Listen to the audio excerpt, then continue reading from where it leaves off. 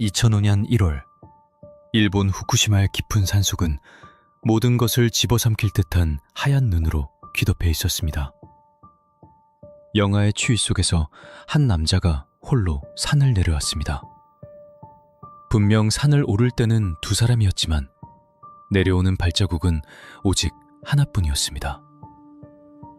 사랑하는 연인과 해돋이를 보겠다며 떠난 낭만적인 여행은 단 며칠 만에 영원히 돌아올 수 없는 편도 여행이 되고 말았습니다. 여자는 흔적도 없이 증발했고 남자는 너무나도 침착한 얼굴로 한국행 비행기에 몸을 실었습니다.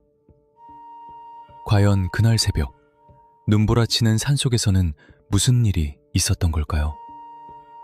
이 차가운 미스터리의 진실을 끝까지 파헤치고 형사들이 어떻게 그 가면 뒤에 숨겨진 악마성을 끌어냈는지 알고 싶다면 지금 바로 구독 버튼을 눌러주세요. 다루어 주었으면 하는 사건이 있다면 언제든 댓글로 남겨주시기 바랍니다. 사건 기록을 다시 펼쳐보겠습니다.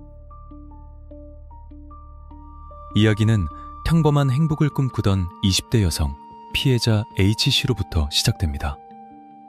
그녀는 주변 사람들에게 성실하고 착한 딸이자 친구로 기억되고 있었습니다.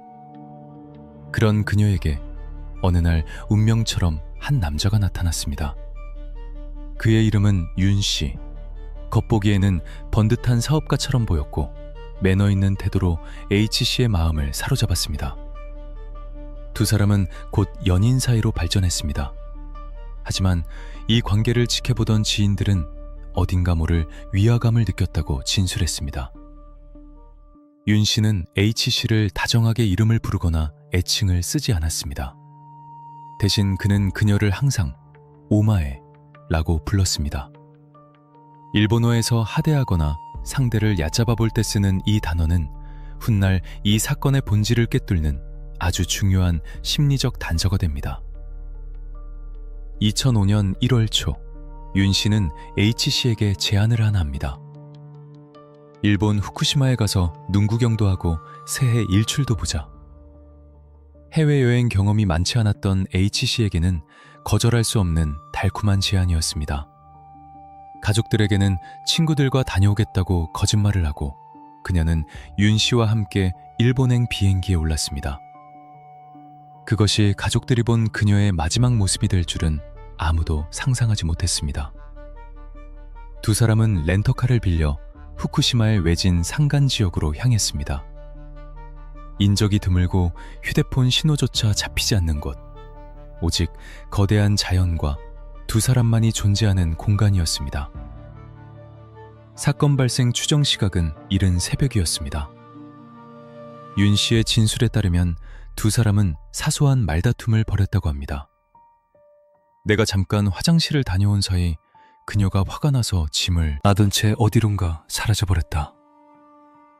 이것이 윤 씨가 주장한 최초의 알리바이이자 유일한 상황 설명이었습니다. 하지만 수사관들의 촉은 윤 씨의 진술에서 미세한 균열을 감지했습니다. 상식적으로 생각해 봅시다. 한겨울 후쿠시마의 산속은 살을 애는 듯한 추위가 지배하는 곳입니다.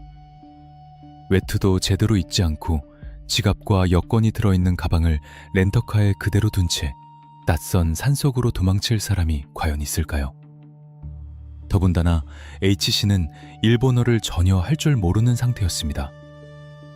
도움을 요청할지도 길을 찾을 수도 없는 상황에서 스스로 어둠 속으로 걸어 들어갔다는 주장은 설득력이 부족했습니다.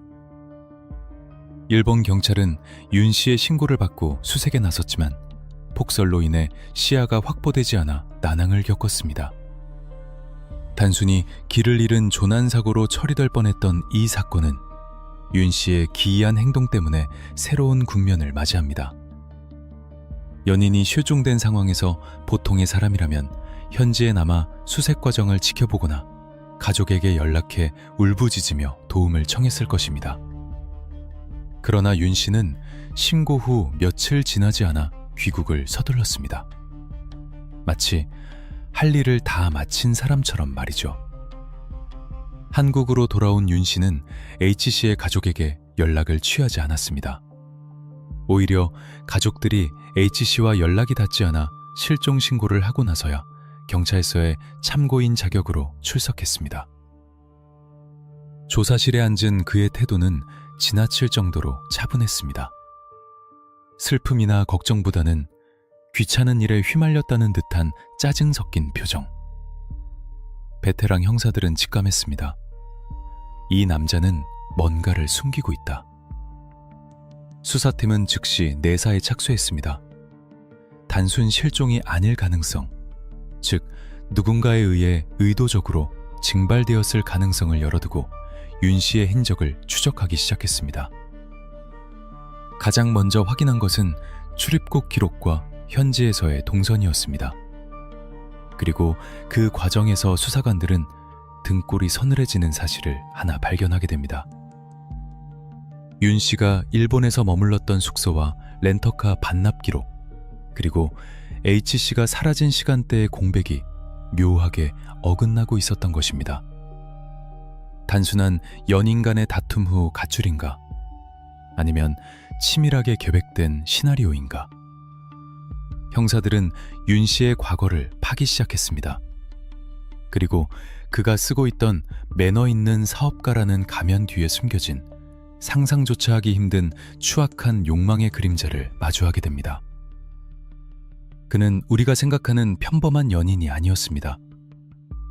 H씨는 그에게 있어 사랑하는 사람이 아닌 다른 목적을 위한 도구였을지도 모른다는 의심이 확신으로 변해가는 순간이었습니다. 차가운 취조실 공기 속에서 윤 씨는 여전히 뻔뻔한 눈빛으로 수사관들을 응시하며 말했습니다.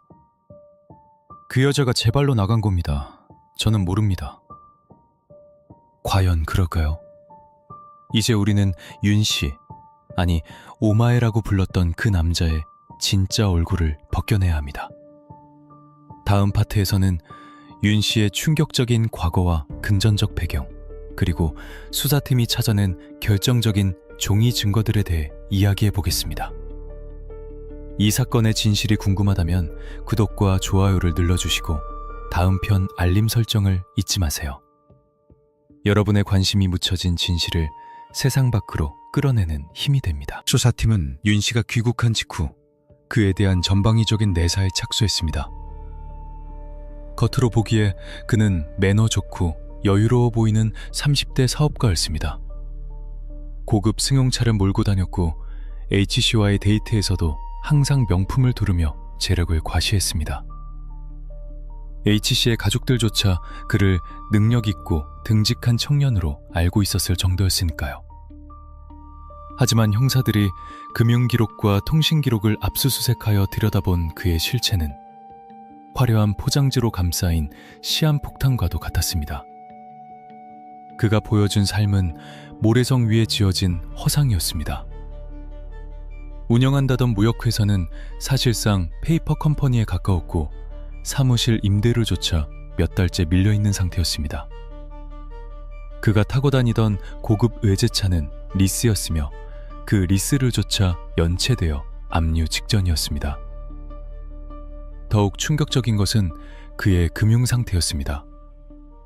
제1금융권 대출은 이미 한도 초과였고 제2금융권 대출업체, 심지어는 불법 사채 시장에까지 손을 뻗어 빌린 돈이 수억 원에 달했습니다.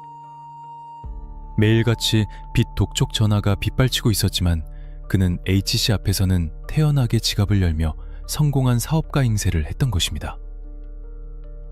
수사관들은 여기서 강력한 범행 동기를 포착했습니다. 범죄 심리학에서 말하는 가장 고전적이고도 강력한 동기, 바로 금전적 압박입니다. 벼랑 끝에 몰린 인간은 종종 상식 밖의 선택을 하곤 합니다. 윤 씨에게는 이 막대한 빚을 한 번에 청산할 한 방이 절실했습니다. 그리고 그 타이밍에 H씨가 그의 레이더망에 걸려든 것입니다. 주변 인물들의 탐문 수사가 진행되면서 윤 씨의 소름 끼치는 이중성은 더욱 명확해졌습니다. H씨의 가장 친한 친구들은 수사관들에게 윤 씨에 대한 불쾌한 기억을 털어놓았습니다. 그 사람은 언니를 사랑하는 것 같지 않았어요. 마치 자기 물건 다루듯이 했거든요. 친구들의 증언에서 공통적으로 등장하는 단어가 하나 있었습니다. 바로 오마에입니다. 일본어에 능통했던 윤 씨는 평소 H씨를 부를 때 이름을 부르지 않고 습관적으로 오이, 오마에, 너라고 불렀다고 합니다. 일본 문화에서 연인 사이에 오마에라는 호칭을 쓰는 경우가 없는 것은 아니지만 윤 씨의 뉘앙스는 달랐습니다. 그것은 애정이 담긴 호칭이 아니라 철저한 상하 관계를 확인시키는 복종의 언어였습니다. 친구들 앞에서도 그는 H씨에게 명령조로 말했고 H씨의 의견을 묵살하거나 면박을 주는 일이 다반사였습니다. 프로파일러들은 이 대목에 주목했습니다. 윤 씨는 H씨를 인격체가 아닌 자신의 목적을 위해 통제하고 조종할 수 있는 소유물로 인식하고 있었던 것입니다. 그는 교묘한 심리 조종 기술, 이른바 가스라이팅을 통해 H씨를 고립시켰습니다. 네 주변 친구들은 너를 이해하지 못해. 너를 진심으로 생각하는 건 나뿐이야. 이런 식의 암시를 지속적으로 주입하며 H씨가 자신에게만 의존하도록 만들었습니다. H씨는 착하고 순종적인 성격이었습니다. 윤 씨의 강압적인 태도에 상처를 받으면서도 화려한 겉모습과 가끔 보여주는 호의에 속아 그 관계를 끊어내지 못했습니다. 수사팀이 확보한 H씨의 다이어리와 과거 메신저 대화 내용에는 불안한 심리가 고스란히 담겨 있었습니다. 오빠가 화를 내면 너무 무섭다. 내가 더 잘하면 오빠도 달라지겠지. 라는 내용들은 그녀가 이미 심리적으로 윤 씨에게 완전히 예속되어 있었음을 보여줍니다. 윤 씨는 이 심리적 지배력을 이용해 치밀한 준비를 시작했습니다. 여행을 떠나기 몇 달 전부터 그는 H씨에게 서류 더미를 내밀며 사명을 요구했습니다. 복잡한 약관들이 깨알같이 적힌 종이들이었지만 윤 씨를 전적으로 신뢰했던 혹은 그를 거역하기 두려웠던 H씨는 내용을 제대로 확인하지 않은 채 사명했습니다. 형사들이 그 서류의 정체를 확인했을 때 사무실 안에는 무거운 침묵이 흘렀습니다. 그것은 단순한 여행자 보험이 아니었습니다. 사망 시 수령액이 일반적인 수준을 훨씬 뛰어넘는 수억 원대의 고액 생명보험 계약서들이었습니다. 윤 씨는 빚더미에 앉은 채로 매달 납입하기도 버거운 보험료를 무리해서 지불하고 있었습니다. 수익자가 누구로 지정되어 있었는지는 굳이 설명하지 않아도 짐작하실 겁니다. 바로 윤 씨 자신이었습니다. 이제 퍼즐 조각이 맞춰지기 시작했습니다. 빚에 쫓기던 남자, 순종적인 여자, 기이한 호칭 오마에, 그리고 여행 직전 가입된 거액의 보험. 이 모든 것은 우연이 아니었습니다. 후쿠시마 여행은 단순한 데이트가 아니라 윤 씨가 자신의 재정적 파탄을 해결하기 위해 기획한 비즈니스 출장이었던 셈입니다. 하지만 심증만으로는 그를 잡아놓을 수 없습니다. 법정에서 그를 무너뜨리기 위해서는 그가 이 프로젝트를 위해 얼마나 치밀하게 움직였는지를 증명할 물적 증거가 필요했습니다. 형사들은 윤 씨가 보험금을 청구하는 그 순간을 노리며 덫을 놓기로 결정합니다. 맹수가 먹잇감을 덮치기 직전 숨을 죽이듯 수사팀은 윤 씨의 다음 행동을 주시했습니다. 과연 윤 씨는 자신의 완벽한 계획이 경찰의 감시망 아래 있다는 사실을 눈치챘을까요? 아니면 자신의 시나리오에 도취되어 치명적인 실수를 저지르게 될까요? 다음 파트에서는 사건 해결의 스모킹건이 된 수상한 보험 계약의 디테일과 수사팀의 끈질긴 추적 과정을 공개하겠습니다. 이 사건의 끝을 보고 싶다면 구독을 유지해 주시고 알림 설정을 확인해 주세요.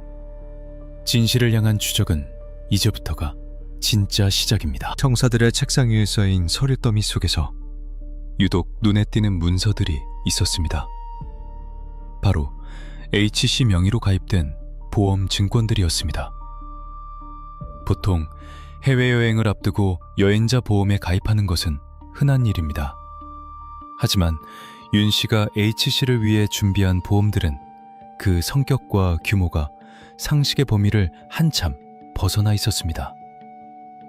수사팀은 보험 전문가들의 자문을 받아 계약 내용을 정밀 분석했습니다.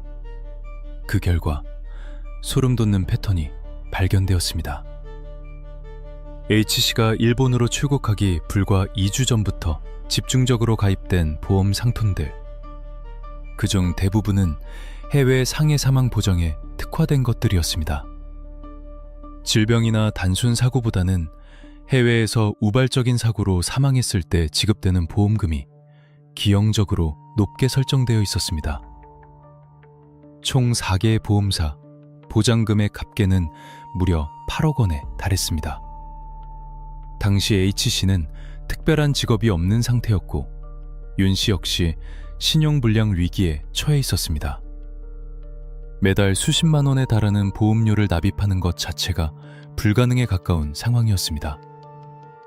하지만 윤씨는 빚을 내서라도 초의 보험료를 납입했습니다. 마치 이 보험이 곧 현금으로 바뀔 것이라는 확신을 가진 사람처럼 말이죠. 더욱 결정적인 단서는 수익자 변경 과정에서 드러났습니다. 원래 H씨가 가입한 일부 보험의 법정 상속인은 가족으로 되어 있었습니다. 그러나 윤씨는 H씨를 설득하여 수익자를 자신으로 변경하거나 새롭게 가입하는 보험의 수익자를 처음부터 윤정호로 지정하게 만들었습니다.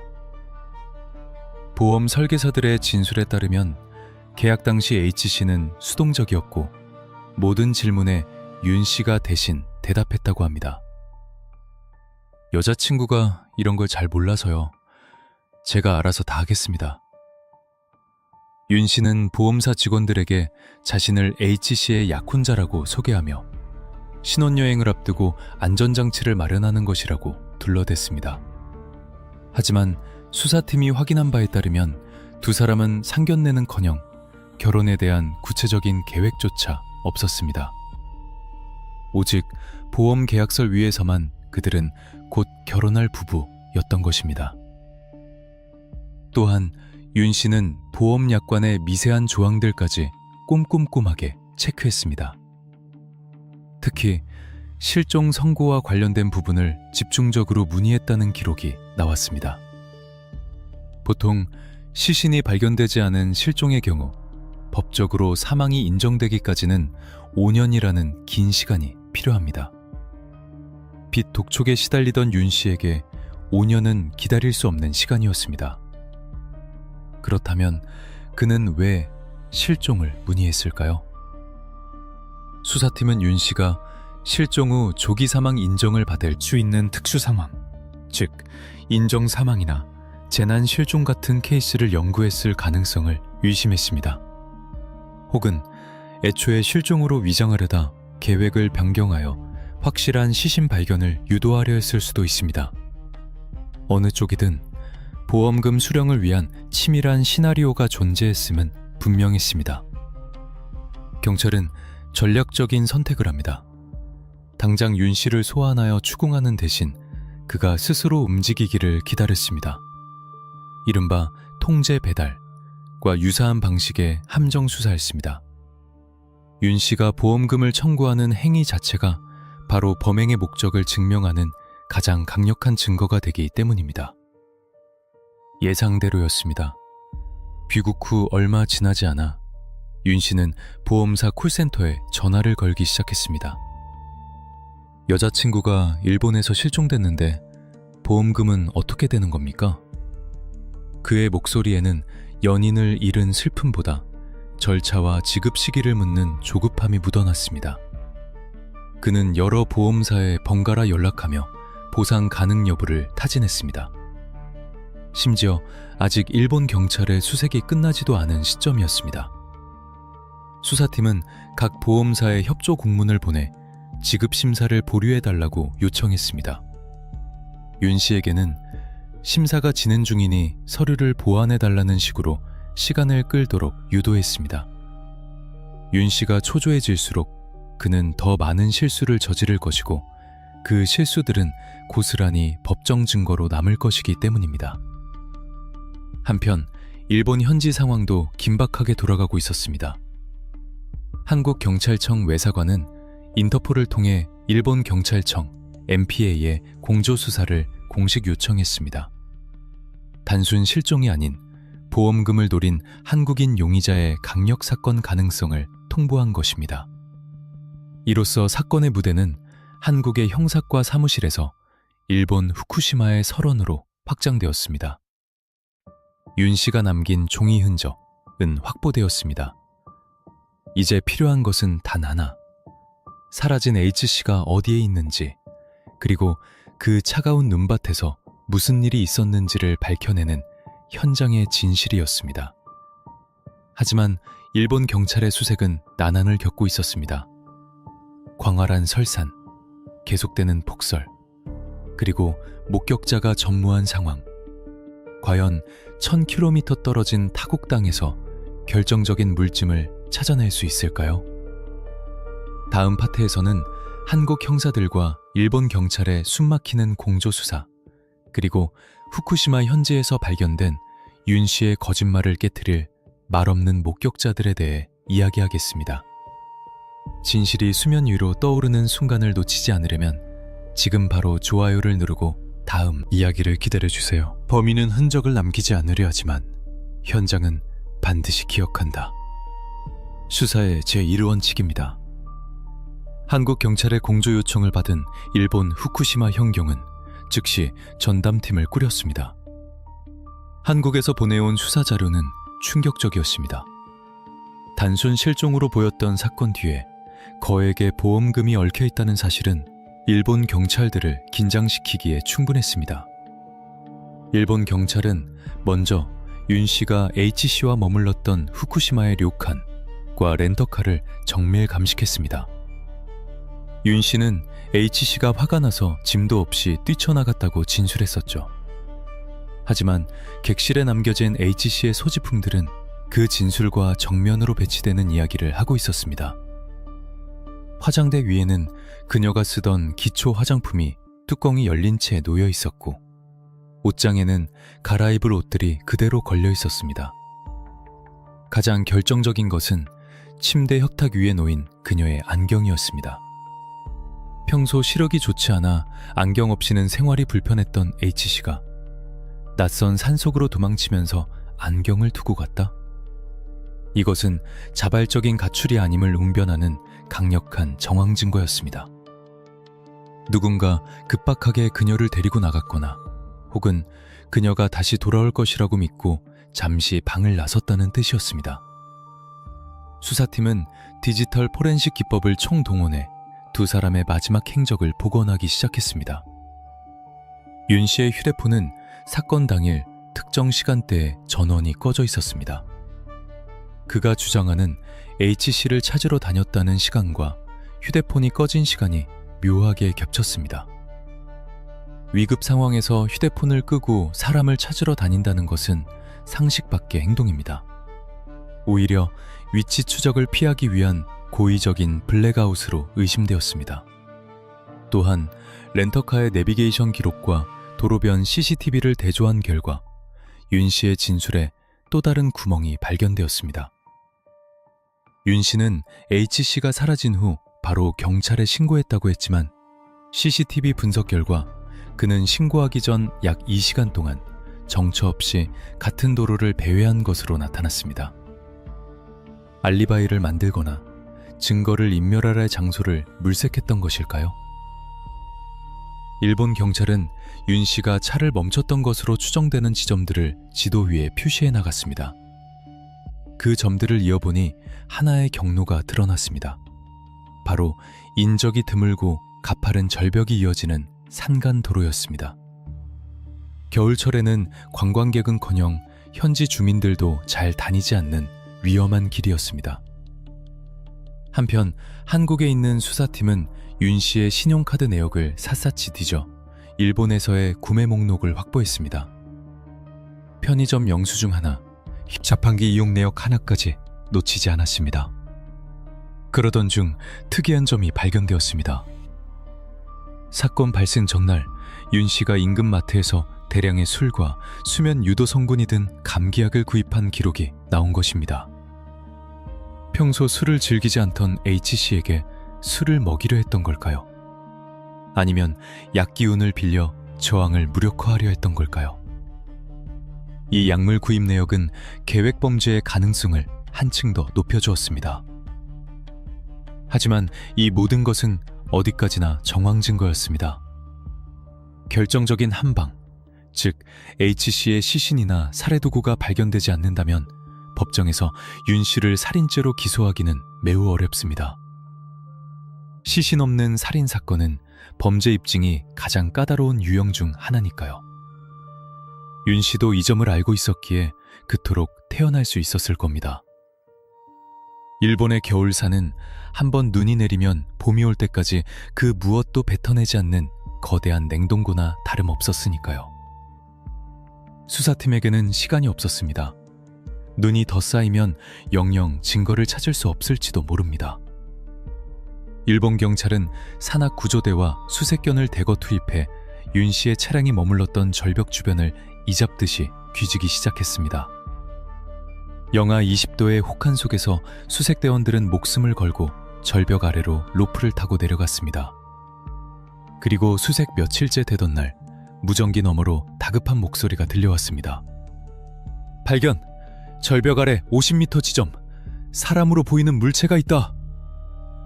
하얀 설원 위에 점처럼 박혀있는 검은 형체. 그것은 우리가 그토록 찾아 헤매던 진실의 조각이었습니다. 하지만 발견된 위치와 상태는 단순한 실족사라고 보기에는 너무나도 부자연스러웠습니다. H씨는 마치 누군가에 의해 던져진 인형처럼 기이한 자세로 멈춰 있었습니다. 이제 H씨는 침묵을 깨고 자신의 몸으로 마지막 증언을 시작할 차례입니다. 과연 부검 결과는 윤 씨의 거짓말을 어떻게 무너뜨리게 될까요? 그리고 윤 씨가 그토록 숨기고 싶어 했던 오마에라는 단어 속에 담긴 진짜 심리는 무엇이었을까요? 다음 파트에서는 범죄 심리학적 관점에서 분석한 윤 씨의 통제 욕구와 H씨가 남긴 마지막 기록들을 통해 비극을 예고했던 징후들을 짚어보겠습니다. 범인의 심리를 꿰뚫어보고 싶다면 다음 편을 놓치지 마세요. 구독과 알림 설정은 필수입니다. 시신 발견 소식은 한국 수사팀에게 즉시 타전되었습니다. 하지만 부검 결과가 나오기까지는 시간이 필요했습니다. 그 사이 프로파일러들은 윤 씨라는 인간의 심연을 들여다보기 시작했습니다. 도대체 어떤 심리를 가진 사람이 연인을 절벽으로 밀어버리고 태연하게 보험금을 청구할 수 있을까요? 그 답의 실마리는 그가 H씨를 불렀던 호칭 오마에에 숨겨져 있었습니다. 오마에. 일본어에서 이 단어는 상황과 관계에 따라 뉘앙스가 달라지지만 윤 씨가 사용한 맥락은 명백했습니다. 그것은 상호 존중이 결여된 철저한 하대와 무시였습니다. 심리 분석관들은 이를 언어적 통제의 일종으로 해석했습니다. 상대방의 이름을 지우고 자신이 부여한 호칭으로 부름으로써 상대방의 자아를 흐리게 만들고 자신의 의지대로 조종하려는 무의식적 시도였던 것입니다.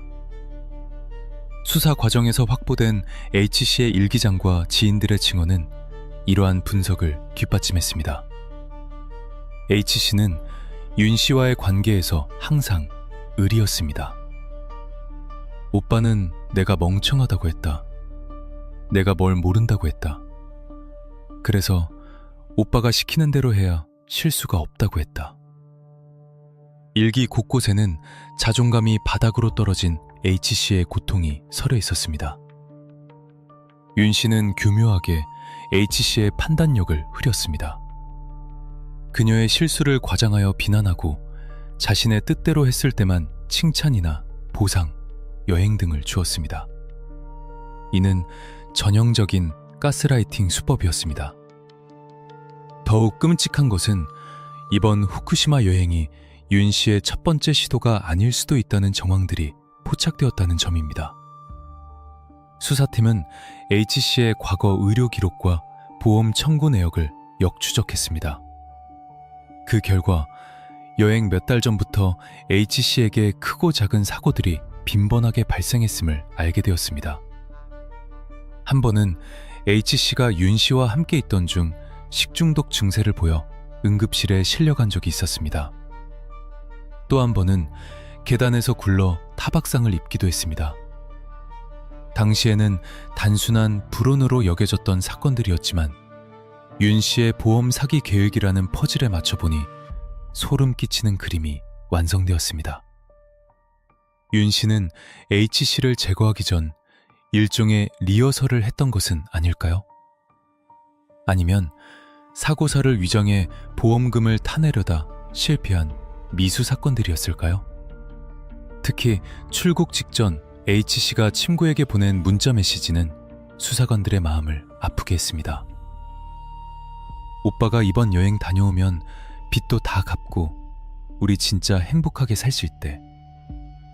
나 이번엔 진짜 오빠 믿어보려고.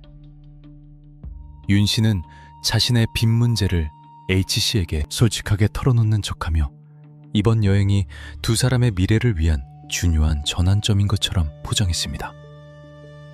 H씨는 그 말이 자신의 목숨을 담보로 한 도박인 줄도 모르고 연인을 돕겠다는 순수한 마음으로 비행기에 올랐던 것입니다. 윤씨에게 H씨는 사랑하는 연인이 아니었습니다. 그저 자신의 경제적 파산을 막아줄 걸어다니는 보험증권에 불과했습니다. 오마에라는 호칭은 H씨를 인격체가 아닌 물건 취급했던 그의 내면을 적나라하게 보여주는 증거였습니다. 그는 죄책감을 느끼지 않았습니다. 물건을 폐기 처분하는데 죄책감을 느끼는 사람은 없으니까요. 사이코패스 성향이 짙은 범죄자들에게서 흔히 보이는 타인의 도구화가 극명하게 드러난 사례였습니다. 수사팀은 윤 씨의 심리적 취약점을 파고들 전략을 짰습니다. 그는 자신이 H씨보다 우월하다고 믿고 있으며 자신의 계획이 완벽하다고 착각하고 있습니다. 이런 유형의 범죄자는 자신의 지능을 과시하려는 경향이 있습니다. 취조실에서 그를 압박하는 대신 오히려 그의 논리를 들어주는 척하며 자만심을 부추겨 스스로 모순에 빠지게 만들어야 했습니다. 이제 모든 준비는 끝났습니다. 일본에서 날아올 부검 리포트와 현장 감식 결과만이 남았습니다. 그것들이 도착하는 순간 윤 씨가 쓰고 있던 비운의 연인이라는 가면은 산산조각이 날 것입니다. 다음 파트에서는 일본 후쿠시마의 차가운 절벽 아래에서 발견된 H씨의 시신이 말해주는 충격적인 진실, 그리고 한국과 일본의 법의학자들이 밝혀낸 타살의 증거들을 공개하겠습니다. 이 끔찍한 계획의 전모가 궁금하시다면 구독 버튼을 확인해주세요. 진실은 생각보다 훨씬 더 가까이 와 있습니다. 일본 후쿠시마 현경 소속 산악구조대가 H씨의 시신을 수습하는 과정은 그야말로 목숨을 건 사투였습니다. 영하의 날씨, 가파른 경사, 그리고 시시각각 변하는 기상 상황 속에서 구조대원들은 조심스럽게 시신을 끌어올렸습니다. 현장은 참혹했습니다. 하지만 그 참혹함 속에서 법의학자들은 냉철하게 사망의 재구성을 시작했습니다. 시신은 발견 당시 얇은 옷차림이었습니다.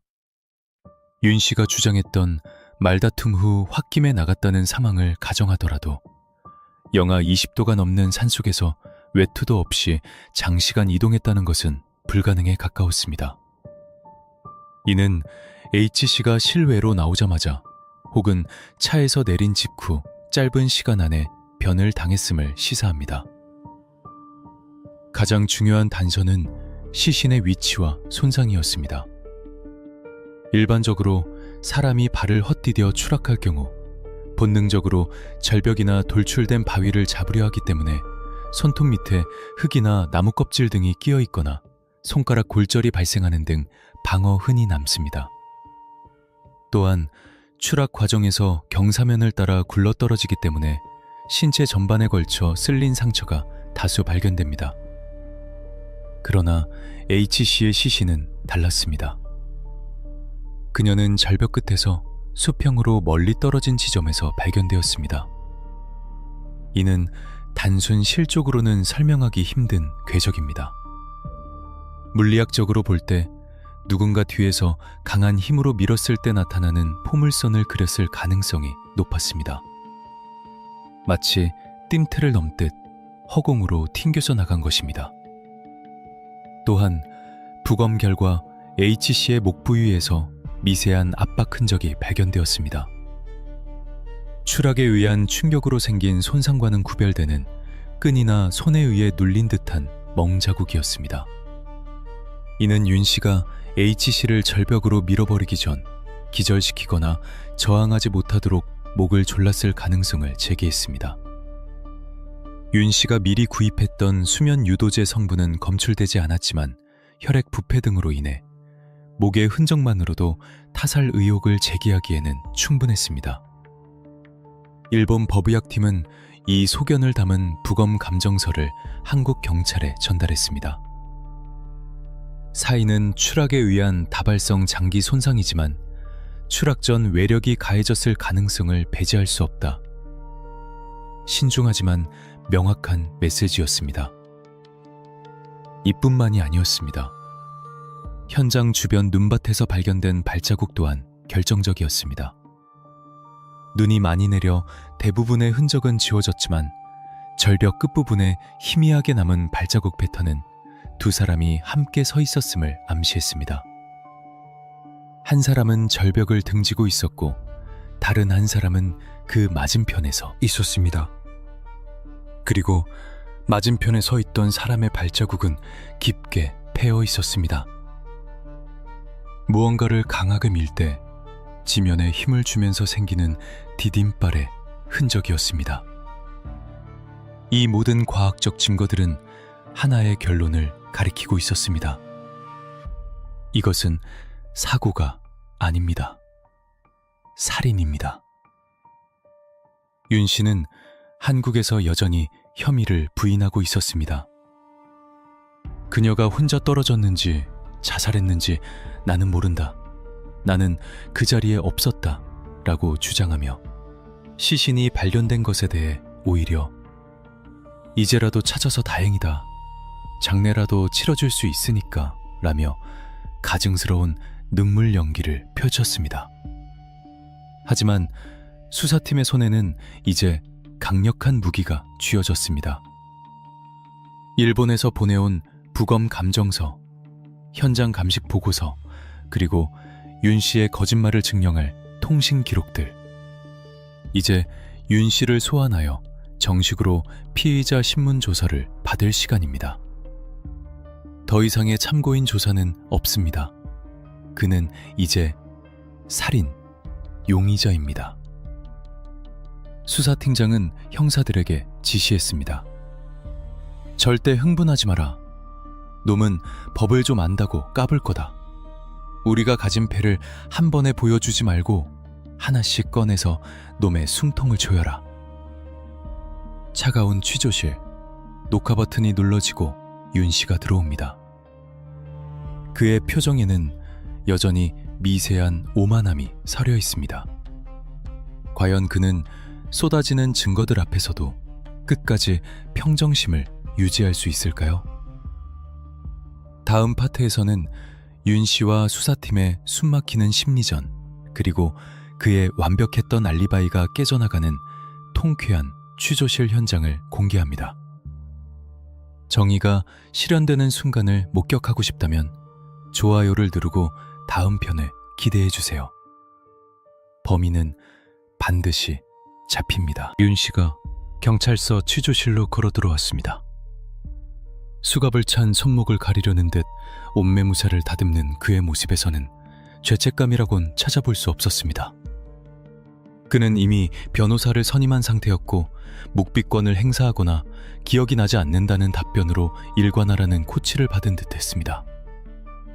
취조실의 공기는 무겁게 가라앉아 있었고 오직 타자기 소리와 간간히 들리는 형사의 질문 소리만이 정막을 깼습니다. 윤정우 씨, 사건 당일 오전 6시경 당신은 어디에 있었습니까? 담당 형사가 날카롭게 물었습니다. 말씀드렸다시피 렌터카 안에 있었습니다. 여자친구를 찾으러 다녔고요. 윤 씨는 미리 준비된 답변을 앵무새처럼 반복했습니다. 그의 표정은 지루해 보이기까지 했습니다.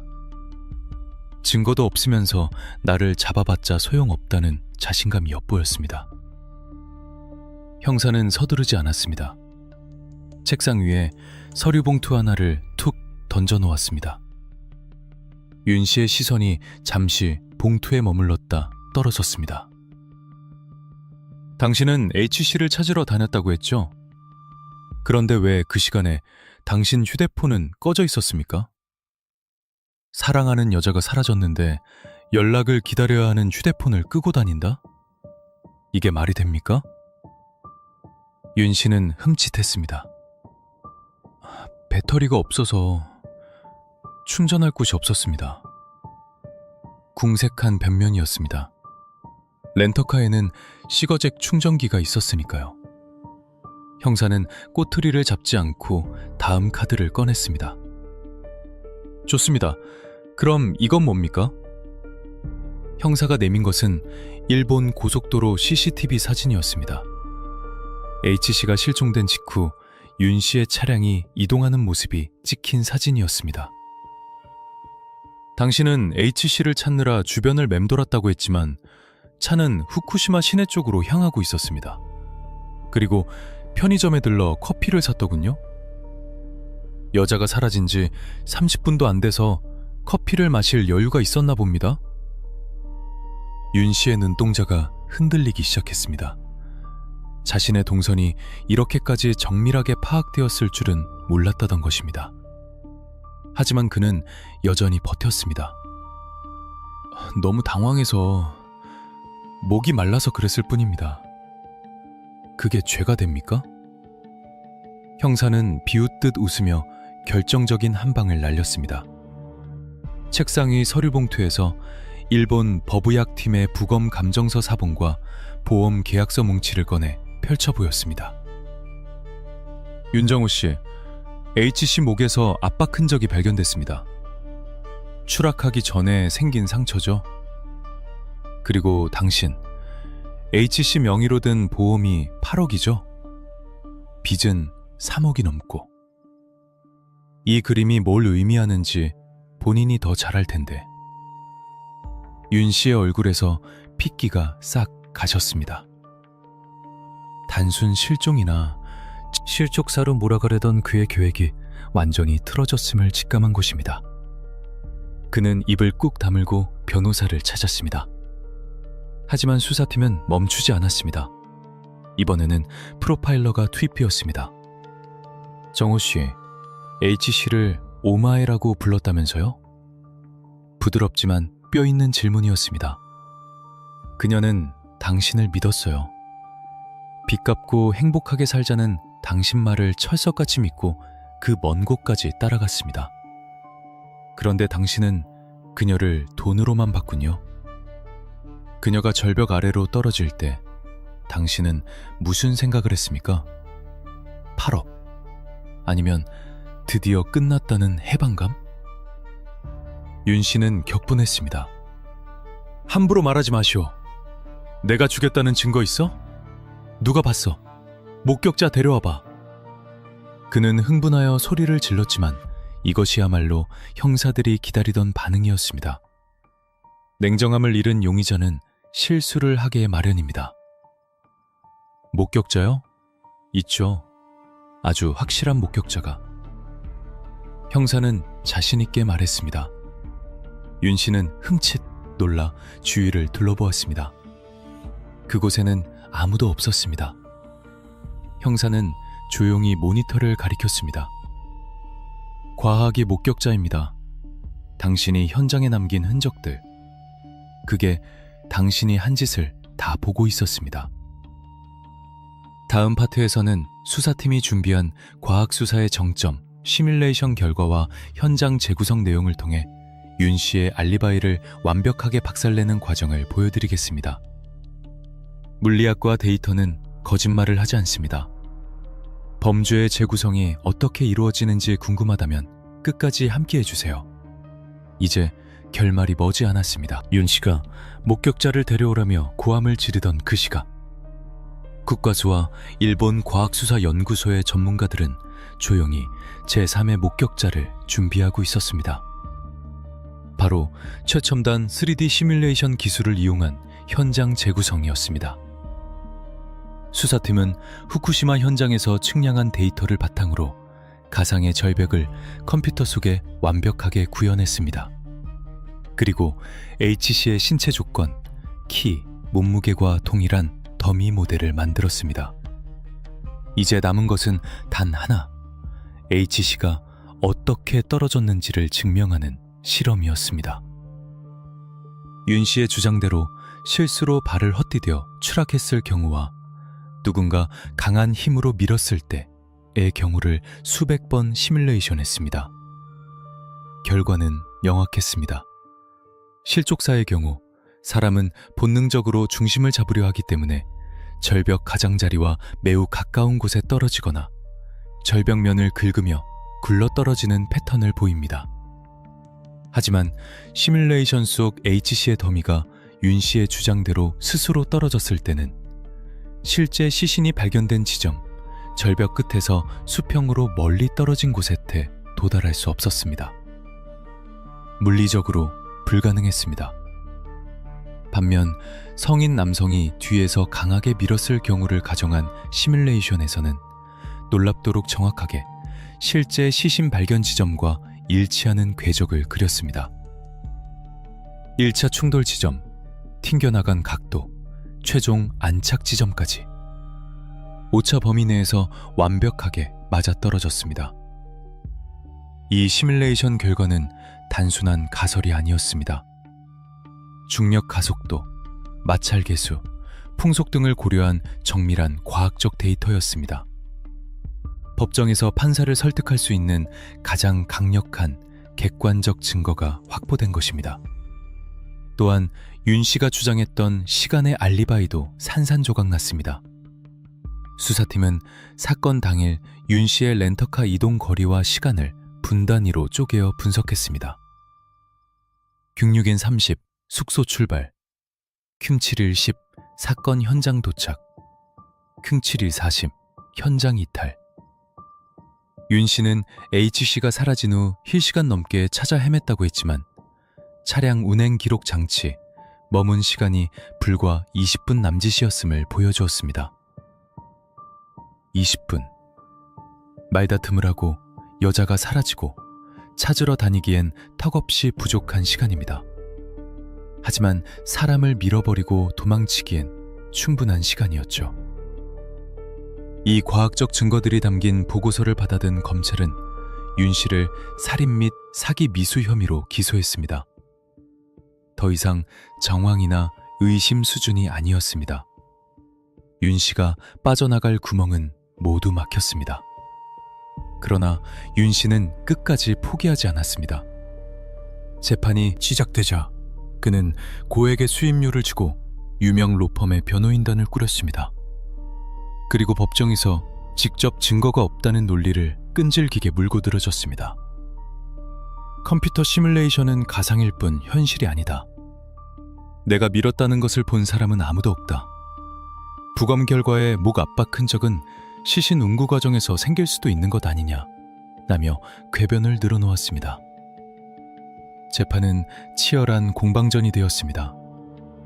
검찰 측 증인으로 나온 법의학자와 물리학자들은 전문 지식을 동원해 윤 씨 측의 주장을 반박했고, 윤 씨 측 변호인은 사소한 오류를 찾아내 증거 능력을 훼손하려 애썼습니다.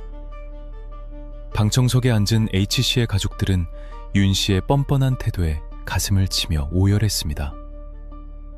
판사는 양측의 주장을 경청하며 신중하게 기록을 검토했습니다. 과연 법원은 보이지 않는 목격자인 과학수사의 결과를 받아들일까요? 아니면 의심스러울 때는 피고인의 이익으로라는 형사재판의 대원칙 뒤에 숨은 악마를 놓아주게 될까요? 다음 파트, 대망의 결말에서는 법원이 내린 최종 판결과 그 판결이 우리 사회에 던진 묵직한 메시지를 전해드리겠습니다. 정의의 저울이 어느 쪽으로 기울었는지 그 마지막 순간을 함께 지켜봐 주십시오. 구독과 알림 설정은 정의를 향한 여러분의 작은 응원입니다. 재판정의 공기는 팽팽하게 당겨진 활 시위처럼 긴장감으로 가득 찼었습니다. 피고인석에 앉은 윤 씨는 여전히 흐트러짐 없는 정장 차림으로 무죄를 확신하는 듯한 오만한 표정을 짓고 있었습니다. 방청석 맨 앞줄에는 H씨의 늙은 부모님이 서로의 손을 꼭 잡은 채 떨고 있었습니다. 그들의 눈물은 이미 말라버린 지 오래였습니다. 재판장이 판결문을 읽어내려가기 시작했습니다.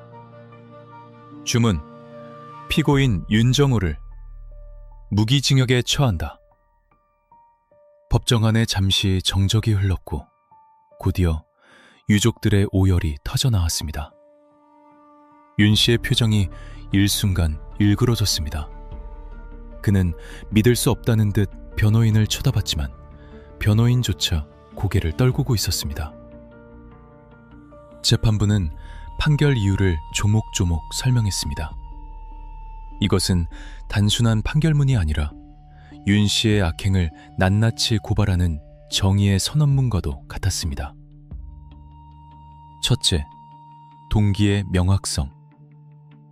재판부는 윤 씨가 감당할 수 없는 채무에 시달리던 중 H씨 명의로 거액의 보험에 가입하고 수익자를 자신으로 지정한 점을 전형적인 보험 살인의 예비 단계로 판단했습니다. 사랑하는 연인을 위한 보험이 아니라 자신의 빚을 갚기 위한 금융 상품으로 이용했다는 것입니다. 둘째, 간접 증거의 증명력.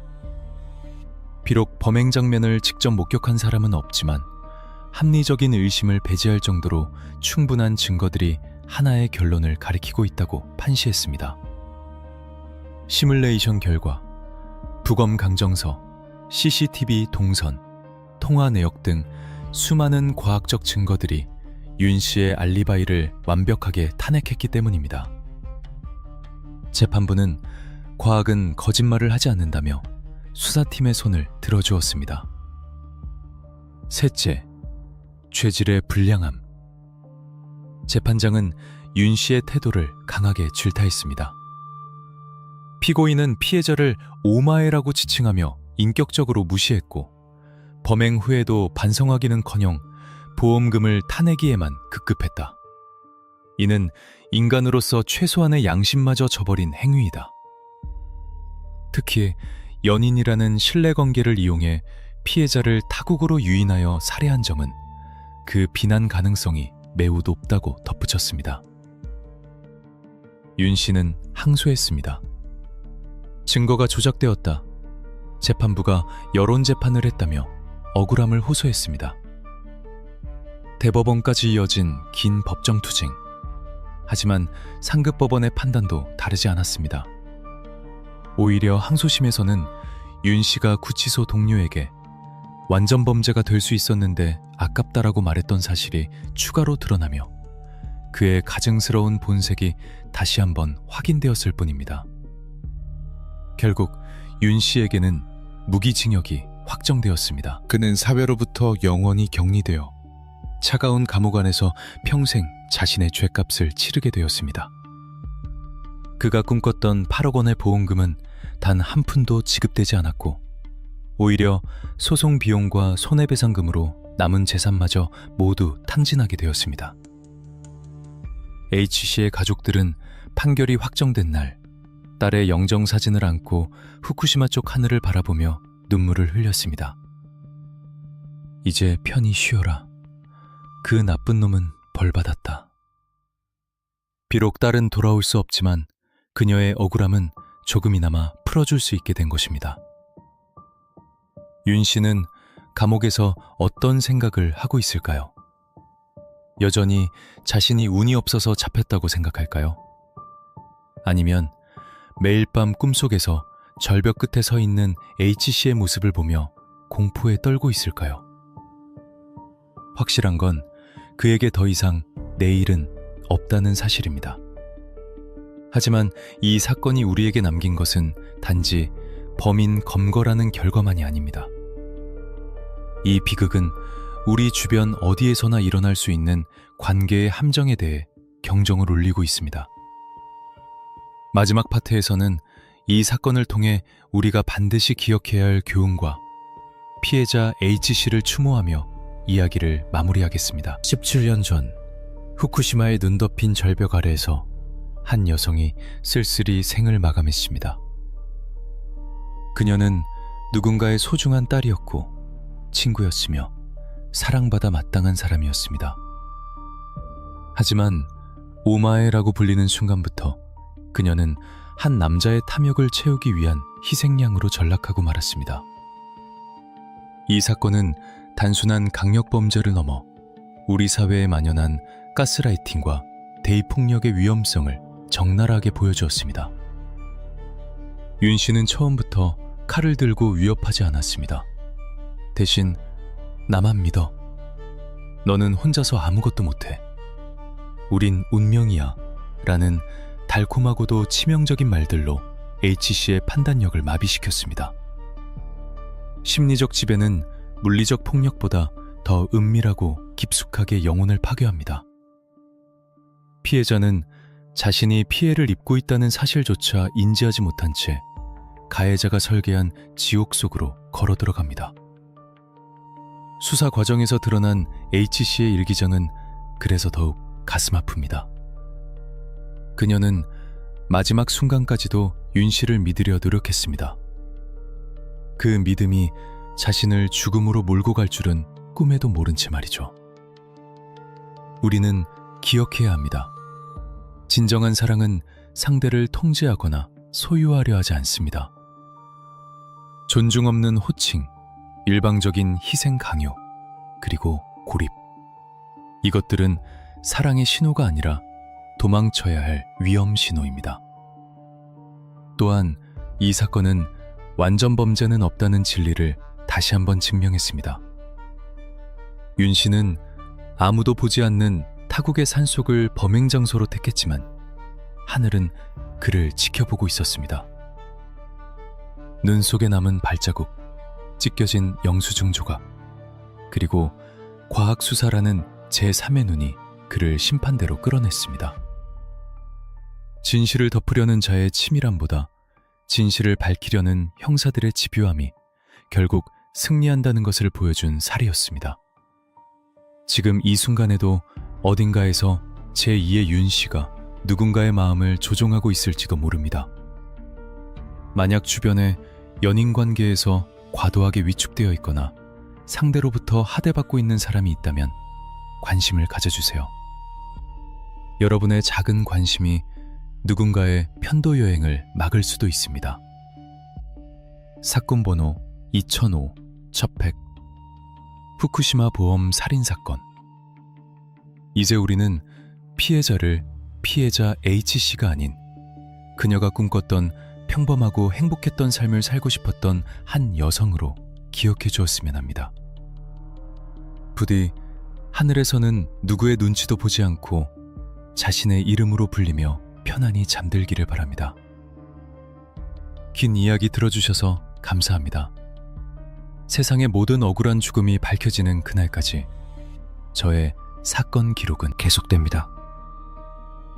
이 사건을 끝까지 파헤친 형사들이 어떤 벽에 부딪혔고 어떻게 진실을 끌어냈는지 더 깊이 알고 싶다면 지금 바로 구독하고 듣고 싶은 사건 이름을 댓글로 남겨주세요.